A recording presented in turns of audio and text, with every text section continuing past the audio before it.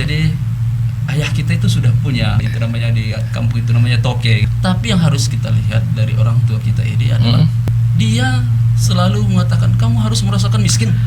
Kalau kamu tidak merasakan miskin, saya yakin kamu suatu waktu akan menjadi pemimpin.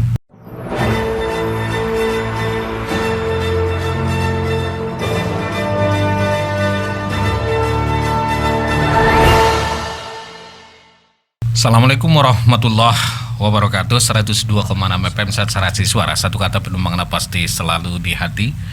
Mengudara dari Studio 1 lantai 3 Gedung Start FM di Jalan AM Delama Kelurahan Kota Siantar, Penyambungan Mandailing Natal pagi Madinah pagi selama 1,5 jam ke depan hingga di informasi pukul 11.30. Kita kembali bersua di program talk show Ruang Paslah Cerdas dan Inspiratif. Mohon maaf kami sahabat di Start FM Ruang Paslah selama bulan Ramadan tidak kita hadirkan karena ada program spesial kita di Ramadan. Kali ini adalah tayang pertama atau kita kembali mengudara pertama setelah program spesial kita di Ramadan. Selamat pagi semuanya, salam sayang selalu untuk Anda yang sudah stay dari tadi atau yang baru gabung. Tentunya dimanapun Anda berada kami ucapkan selamat pagi, selamat menjalankan aktivitas meskipun sampai saat ini kita masih dianjurkan untuk beraktivitas dari rumah. Kemudian stay at home masih dianjurkan meskipun Penyambungan dan Mandailing Natal dalam kategori zona hijau, namun tidak ada salahnya kita tetap waspada apalagi dalam kondisi saat ini dalam suasana Idul Fitri. Kami mengucapkan minal aidin wal faizin, mohon maaf lahir dan batin. Di pagi hari ini kita sudah kedatangan tamu kita di program Ruang Paslah. Kita mengangkat tema di hari ini selama 1 jam ialah Daud Batubara, integritas, langkah dan tanggung jawab. Sahabat Start FM, terlahir dari keluarga yang harmonis, keluarga yang berkecukupan adalah berkah. Namun tidak sedikit orang yang tergelincir karena terlalu dimanja dalam kehidupan. Bagi sebagian orang, lahir dari keluarga berkecukupan menjadikannya orang yang malas dan terus bersandar pada orang tua.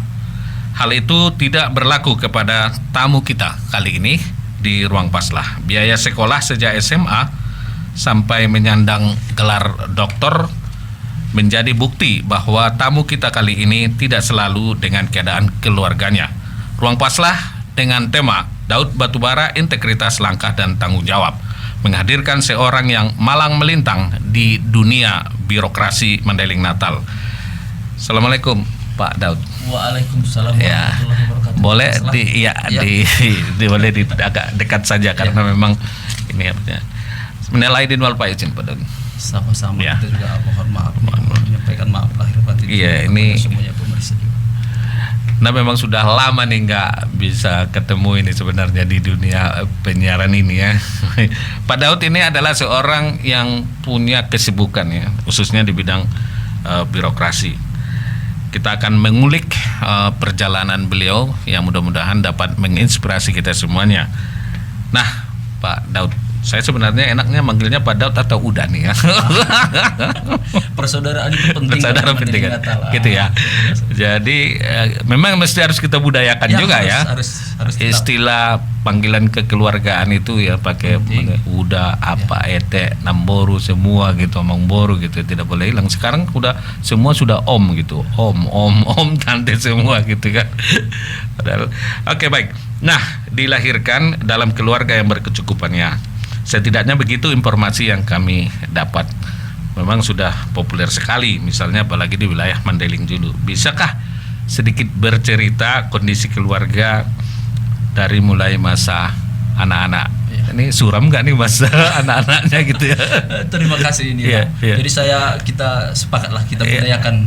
Karena kita yang harus menjaga dan terus memelihara adat kita ya. Gitu saya panggil Uda saja. Oke, ya udah ya. Saya panggil Uda ya. Jadi begini ya. Seperti yang disampaikan Uda itu, saya lahir di tengah keluarga yang namanya di Alahankai, kampungnya di Alahankai. Alahankai. Alahankai Di peta ada nggak di Alahankai ini? dahulunya kalau masih Tapanuli Selatan tidak terlihat di peta itu. Tidak terlihat ya. Tapi setelah ada zaman Dayeng Natal, kemudian Bekar dia. terlihatlah di sana. Kemudian belakangan ini oleh Pak Amru, mudah-mudahan beliau lapang di dalam kubur. Oleh Pak Amru Bupati masa itu. Pak Amru masih sehat. Ya, belum. Istri ya, istri ya, saya mohon maaf. Saya ulangi kembali, saya sangat mohon maaf. Mudah-mudahan beliau sehat-sehat selalu. Ya. Kemudian sekarang Alahankai itu sudah di Kecamatan Lupungkul. Kecamatan yang tersendiri. Nah, saya lahir di sana itu sebagai keluarga, tidak berkata sombong, tapi ada nanti di balik ini yang mau saya ceritakan. Saya lahir meskipun masa itu memang bus Chevrolet yang baru ada. Tapi, Chevrolet ya. Tapi saya lahir memang sudah ada bus Chevrolet di depan rumah saya gitu. Jadi, Chevrolet ini bentuk bus atau bus ya? Ya. Berarti sudah usahanya. Ya, sudah berusaha. Berusaha di transportasi ya. Oke. Jadi ayah kita itu sudah punya seperti itu. Tapi sudah pengusaha gitu ya. Sudah pengusaha, kalau itu namanya di kampung itu namanya toke gitu. Iya. Tapi yang harus kita lihat dari orang tua kita ini adalah dia selalu mengatakan kamu harus merasakan miskin. Harus merasakan miskin. Itu pesannya. Ya. Kalau kamu tidak merasakan miskin, saya yakin kamu suatu waktu akan menjadi pemimpin. Nah, itu ya beliau. Apakah maksud beliau itu akan jadi kepala desa atau yang jelas beliau bilang suatu waktu kamu itu jadi pemimpin. Kalau kamu menjadi pemimpin, kemudian kamu tidak pernah merasakan miskin, kamu tidak tahu apa yang diderita orang miskin. Nah, itu. Sampai sekarang pesan itu teringat terus. Di rumah semuanya pesani seperti itu. Dari sekian berkeluarga, artinya dari kakak beradik itu. Kakak beradik kita sekarang tinggal 6 lagi. Semuanya dinasihati selalu seperti itu. Dengan seperti itu kita selalu diajak bekerja, ke kebun diajak. Pulang dari kebun harus membawa kayu. Dan semua pola-pola kehidupan di kampung itu kita rasakan. Dirasakan ya. Kita rasakan. Jadi kenapa mesti seperti itu? Itu yang jadi pertanyaan kita. Iya. Ternyata setelah kita bekerja, ini sangat betul-betul bisa bermakna yang sangat tinggi. Gimana? Seandainya hanya saya dengar cerita bagaimana orang miskin dan saya tidak pernah merasakan itu ya. Saya tidak akan bisa berbuat semaksimal mungkin bagaimana sih sakitnya orang miskin itu sehingga menghargai orang miskin itu. Tidak sehebat makna yang diterapkan oleh orang tua kita itu. Jadi saya garis bawahi. Orang tua kita itu mengatakan, saya bisa membuatmu hidup baik, tidak harus ikut bekerja. Dan hanya mengerjakan tugasmu sebagai anak sekolah atau anak-anak gitu. Tapi hal ini tidak dilakukan gitu. Malah diajak untuk ikut bekerja. Ikut bekerja. Mohon maaf nih, agak melebar saya. Kalau hari ini ada seandainya mobil rusak, mesin, kampas rem ya, bisa saya ganti kalau ada peralatannya di situ. Begitulah orang tua kita itu mendidik kita. Padahal pendidikannya tidak ada kaitan dengan ilmu mesin gitu ya. Nah, ini diajak oleh orang tua untuk merasakan orang miskin. Itu kan tidak berlaku orang per orang, sama kakak beradik semua diajak itu. Semua diajak. Semua. Apa yang dirasakan ketika bersama merasakan kemiskinan itu bersama dengan abang atau adik semuanya? Sering nggak saling kata orang Mandailing kan ada cekel sekali ketika diajak untuk bekerja itu, ini malas ini itu anak rasakan nggak seperti itu? Kalau saya seperti itu mungkin. Kalau saya sampaikan seperti ini, ada nanti adik saya ini yang abang ini kok protes ya. Tapi alhamdulillah beliau berhasil ya saat ini jadi anggota dewan. Tapi yang paling nakal dan paling itu dia. Kalau orang Mandailing bilang cekel. Cekel itu ya. Atau orang Mandailing. Itu memang anggota DPR dari P3 itu ya. Itu paling cekel tuh. Itu. Yang Pak Camat itu gimana? Kalau Pak Camat itu memang apa namanya? Rasanya itu paling cekel, nggak nampak. Ahli pikir. Berarti dia di bidang teori saja, prakteknya sulit gitu. Jago juga sebenarnya prakteknya karena dia memang betul-betul kader kepemimpinan juga dari organisasi. Kalau kami kan kader dari sekolah, beliau dari organisasi. Aktif sekali di organisasi. Berbicara itu kalau beliau itu sepertinya hitung 10 dulu gitu, baru berbicara. Tidak langsung berbicara gitu. Jadi cara berpikirnya memang jauh lebih makan dari kita. mapannya. Oke, baik. Kembali kami sampaikan buat Anda dimanapun Anda mendengar atau mengakses ini atau lewat laman Facebook kita secara live, boleh Anda berpartisipasi nanti.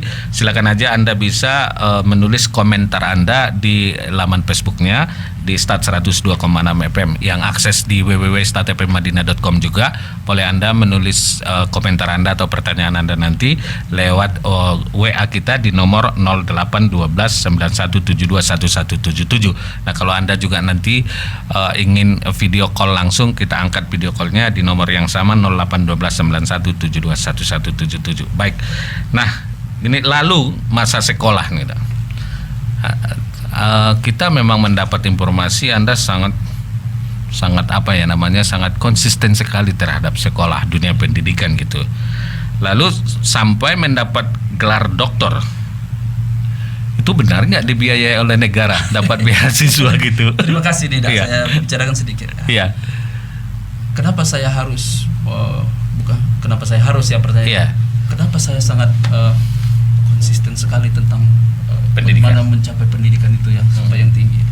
Pada saat-saat kita kecil, orang tua kita itu kan selalu membawa kita ke ladang. Jadi kalau Iya. hari Minggu itu atau hari libur itu kita sudah pasti di ladang. Kita berada di ketinggian sekian meter. Iya. Kemudian di sore hari mobil kita itu pulang, bus kita itu pulang, Bus. dan terdengarlah klakson dari bawah sana terdengar. Iya. Apa kata ayah saya? Ah, Mulak motor tay, pulanglah mobil kita. iya. Udah pulang itu. Iya. Itu pertanda sudah setengah 6. Setengah 6. Berarti Sekitar sudah setengah waktunya enam. pulang gitu ya. Sudah waktunya pulang. Iya.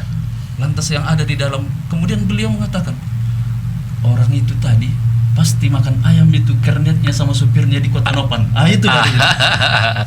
Disitulah saya Dimotivasi gitu ya. berpikir, Mm-mm. saya tidak boleh seperti ini terus. Saya harus hidup lebih baik. Saya harus betul-betul berjuang. Jadi sampai hari ini kalau dibilang, ayo kita berladang, Mm-mm. saya pikir tidak lagi saya lakukan. Mm-mm. Karena memang saya harus sekolah. Harus sekolah. Ya, hidup saya harus berubah, keluarga Iya. kita harus berubah, cara berpikir orang di kampung kita harus berubah. Jadi Iya. saya mau jadi panutan. Jadi saya sekolah SD-nya sampai kelas 3 di Utana Godang, Mas. Di Utana Godang. Ya. Jadi ke Kota Nopannya tingkat SMP. Kelas 3 sampai kelas 3 di sana. Mm-mm. Di sana kita tuh masih belum pakaian seragam, masih boleh pakaian apa saja gitu. Iya. Kemudian masuk ke kelas 4 di SD Negeri 1 Kota Nopan. Iya. Kemudian menyambung ke SMP Negeri 1 Kota Nopan, ke SMA Negeri Kota Nopan. Mudah-mudahan guru-guru saya semuanya baik-baik. Baik-baik ya. Amin. Kemudian D3-nya, D3-nya. Ini ini enggak selama di sekolah di SMA itu tingkat SMP sama tingkat SMA-nya di Kota Nopan ya? Ya, di Kota Nopan. SMP Negeri 1 Kota Nopan, SMA Kota Nopan. Di situ terus berarti keluarga sudah pindah ke Kota Nopan. Sudah pindah ke Kota Nopan. Berarti Sekda sebelum ini Pak Sekda sekarang pun Pak Gozali itu juga dia pindah dulu katanya sekolah di Lubuk Kampundung jauh sekali. Berarti rata-rata Sekda Manina ini sekolahnya dulu di daerah-daerah terpencil itu maksud saya kan, yang tidak bisa diakses oleh kendaraan gitu ya. Nah, di masa itulah Anda sejak kecil bukan orang yang boleh ya seperti yang diceritakan tadi, bukan orang yang susah dalam artian berkecukupan dalam keluarga itu ya. Bahkan kabarnya keluarga juga sudah masih kecil sudah punya tadi ya, sudah punya mobil, punya bus itu. Lalu yang mendorong begitu giat belajar. Kalau untuk mendorong Anda begitu giat belajar itu, lalu beasiswa yang didapat itu seperti apa? Ya, saya kembali dulu sedikit. Perjuangannya ini gitu kan? Saya kembali dulu sedikit ke Iya. belakang. Kalau orang Kota Nopan itu masih mengenal saya sebagai pendorong gerobak. Pendorong gerobak. Jadi setiap hari pekan. Setiap hari pekan orang tua saya itu kainnya itu kami dorong pakai gerobak. Gerobak namanya dulu. Incir kata orang Mendeling, gerobak. Gerobak yang tiga. Didorong, yang rodanya 4 ya. Ya, didorong. Itu seperti itu dan orang masih tahu. Kemudian kita masih memegang karet kantalan yang baunya minta ampun kalau Iya. kita kerja Jumat, hari Senin baru hilang baunya dari tangan. Orang semua orang sana kenal dan tahu itu kita lakukan. Si Daud mana gitu? Iya. Daud yang dorong gerobak gitu. Gerobak itu. Itu Yang kenapa? tangan bau Kenapa dilakukan itu? Karena orang tua kita itu mendidik kita untuk Mendidik hidup kita. itu tidak semudah yang kita perkirakan. Tidak ada rasa malu waktu Tidak, itu? tidak. Malah Atau kita bangga. diejek sama teman sekolah, apalagi teman sekolah perempuan, ih ini katanya yang begitu nggak mau gitu kan? Apalagi di tingkat mana itu? Di SMP atau SMA? SMP sudah mulai. SMP udah mendorong Ya, gerobak. sudah mendorong gerobak. Kan sebenarnya udah remaja itu. Iya. nggak terganggu psikis segitu misalnya dengan itulah hebatnya gadis di Kota Nopan. Mereka selalu melihat orang-orang yang bertanggung jawab memang sejak dini. gitu. Itu orang Kota Nopan ya. Orang Kota Nopan. Jadi kita tidak bermasalah dengan hal seperti itu. Iya. Malah terakhir ini saya dengar kadang-kadang, masuk on dia tukang gerobak. Sebenarnya mana kau tukang sorong gerobak gitu. Bahkan pada ketika waktu alhamdulillah Tuhan waktu itu memberikan waktu yang masih muda jadi pendorong gerobak naik menjadi sekda diberikan Allah amin. Kemudian ketika saya berbicara di sana itu saya sangat takut sekali karena saya selalu disenyum-senyumin sama orang-orang tua saya di sana sehingga saya itu ada berkelakar-kelakar dan tidak banyak bercerita atau memberi wejangan, tidak berani saya gitu. Nah kemudian saya masuklah ke D3 ya. D3 ini termasuk apa ya? D3 di APDN ya waktu itu ya. Dulu itu saya angkatan dinas ya. Mau ke pertanian. Iya. Tapi pilihan kita karena kita lihat abang-abang kita itu mengatakan, loh kami itu sedang kuliah 3 orang. Ada sekolah yang seperti ini. Gimana kalau kamu masuk ke situ? Sehingga biaya kita lebih ringan. Lebih ringan. Oh iya. Jadi saya lihat, saya cerita, kemudian saya masuklah ke mendaftar saya di APDN sekarang STPDN. Ya. Dan itu kan sulit masa itu di tahun Orde Baru di tahun 80-an itu kan sulit untuk memasuki sekolah-sekolah elit seperti itu gitu. Iya. Berarti tahapan seleksinya seperti apa gitu? Kalau tahapan seleksi itu tidak ada bedanya. Tidak sama ya. Sama saja. Tapi saya selalu berpikirnya sejak dini saya memang ada dua hal yang saya selalu lakukan. Iya. Saya sejak SMA memang sudah puasa Senin Kemis gitu. Itu saya anggap itu berkah. Jadi konsep berkah penting sekali di pikiran saya. Yang berarti puasa sunat itu berarti hari ini juga puasa dong ya? Iya. Hari Kamis ini oke ya. Baik. Yang kedua berkah yang saya doa orang tua terutama ibu. Itu. Saya selalu minta, Mak, doakan ya, gitu. Tolong hajatkan ya, Mak. Itu tolong hajatkan ya, Mak. Iya, Mak. Insya Allah. Tolong duakan ya, Mak. Iya. Tapi janganlah lupa ya, kamu juga dua. Jadi setiap saya mengalami hal yang sulit atau sedang mengikuti ujian saya dua dulu. Kalaupun kata orang jam 8 belum ada dua, saya sudah jam 7 lewat saya sudah dua. Gitu. Artinya minta restu terus ya sama orang tua, didoakan dalam setiap mengambil kebijakan atau langkah yang harus dilakukan begitu. Dan minta campur tangan Tuhan. Ya. Kenapa? Karena saya tidak pintar. Saya tidak pintar. Tapi mau gitu ya. Mau belajar gitu ya. Mau belajar. Pintar dalam arti kecerdasan secara IQ-nya gitu ya. Tapi saya tidak terlalu tinggi kalau dibandingkan dengan kawan-kawan saya. Tapi di belajarnya giat sekali gitu ya. Kalau kemauannya yang mungkin karena saya tahu bahwa kelemahan saya di situ, saya harus lebih giat. Kalau orang sekali saya harus 2 kali atau 3 kali. Gitu. Nah itu dilakukan itu. Masa waktu di kuliah di IPDN itu proses seperti apa gitu gambarannya? Kalau subuh udah bangun atau bagaimana? Kalau udah tahu, saya semester 1 hampir drop out. Semester 1 hampir drop out ya. Kenapa? Ternyata tulisan saya itu paling jelek. Sehingga dosen melihat itu, pening kepalanya. Tulisannya panjang, pening kepalanya. Jadi saya itu tidak mencukupi nilai. Sehingga saya protes. Bukan protes, saya mengklarifikasi sama direktur. Kebetulan direktur mengajarkan pendidik Pancasila. Kemudian, Pak, saya sampaikan setelah melalui prosedur izin dan penghormatan segala sesuatunya saya masuk. Saya bilang bahwa saya keberatan dengan nilai saya, tolong diverifikasi. Jadi kalau tidak percaya Bapak mengajarkan ini ke saya, kemudian ujian kita ini jawabannya ini, lantas dilihat nilainya ternyata benar. Setelah itulah saya dikasih kesempatan yang baik. Itulah buktinya saya memang tidak pintar, hanya gigihnya saja. Nah itu setiap malamnya belajarnya seperti apa setelah drop out dia kemudian artinya mencapai hampir ya nyaris drop out itu, kemudian belajarnya kan ada kiat apa yang dilakukan sehingga bertahan dia? Saya ulangi balik, bukan karena jeleknya tulisan saya. Karena itu persoalannya di situ ya. Artinya ternyata sistem belajarnya seperti apa? Gitu? Belajarnya. Jadi kita itu belajar sendirinya gitu. Mungkin ada perubahan sedikit dengan tekanan dari adik-adik kita sekarang di STPDN. Gitu. Kalau kita kan full belajar dari pagi sampai sore. Jadi ada namanya non SKS tapi tetap harus lulus di sore hari. Kemudian kita malam harus belajar juga di dalam. Harus belajar juga. Jadi ada aturan-aturan di dalam asrama yang harus kita patuhi.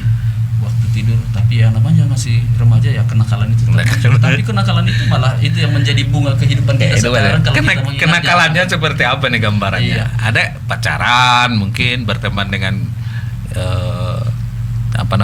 mahasiswa perempuan itu mungkin hanya sebagian kecil saja ya, bunga-bunganya gitu ya. Bunga-bunganya saja. Tapi ada kesannya gitu kan, pasti ada dong kesannya pasti. tuh. Tapi kalau kita itu kan dahulunya perempuannya sedikit sekali, jadi di STPDN itu dulu sedikit kita perempuan. sedikit sekali. Jadi kecenderungan kita seperti saudara saja dengan mereka. Jadi umpamanya kita keluar nanti kita pegang bahunya kawan-kawan kita yang perempuan. Iya. Sang dosen tidak pernah menegur itu. Jadi mereka bilang, mereka berpikir bukan yang macam-macam. Gitu. Artinya dalam Ya. doktrin-doktrin Ya, kebersamaan itu memang sangat diperlukan di situ ya. Nah, dalam masyarakat secara umum kita memang mengetahui bahwa orang tua punya pengaruh yang sangat besar ya dalam pendidikan anak-anaknya. Itu tadi sudah dapat digambarkan. Nah, yang paling diingat, apa yang paling diingat ketika orang tua itu memberikan cara mendidik anak-anaknya? Boleh dikatakan sampai saat ini dari berapa bersaudara? Tadi di 6 ya? Ya, 6 laki-laki, sekarang 4 ya.